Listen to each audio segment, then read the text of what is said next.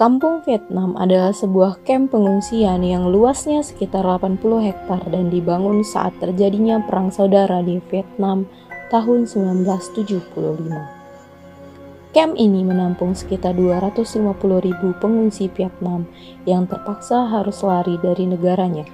Karena kejamnya perang, bahkan sebagian dari mereka harus lari sampai ke Pulau Natuna dan beberapa pulau lain di wilayah Kepulauan Riau. Terdapat banyak sekali rumah-rumah kosong yang tidak terawat dan ditinggalkan begitu saja, dan itu membuat suasana semakin menyeramkan.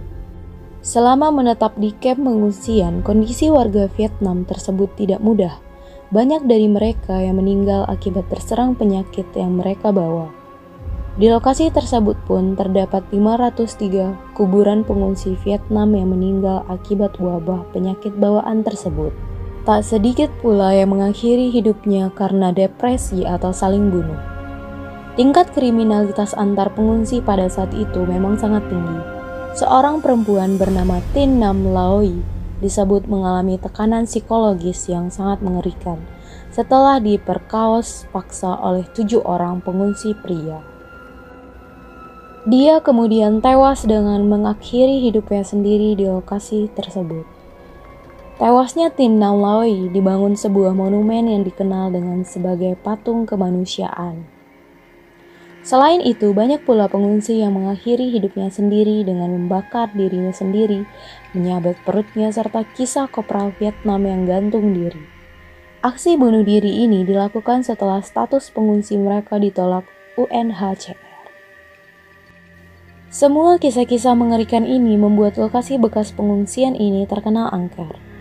Banyak warga sekitar mengaku sering melihat penampakan hantu yang diduga sebagai pengungsi Vietnam yang meninggal. Mengutip dari Batam News, salah satu petugas pengelola di kampung Vietnam menceritakan bahwa pernah ada seorang pengunjung yang berselfie di tempat terjadinya peristiwa tewasnya Tin Nam Laoi. Ternyata pada hasil fotonya muncul penampakan diduga makhluk halus. Esoknya pengunjung tersebut jatuh sakit.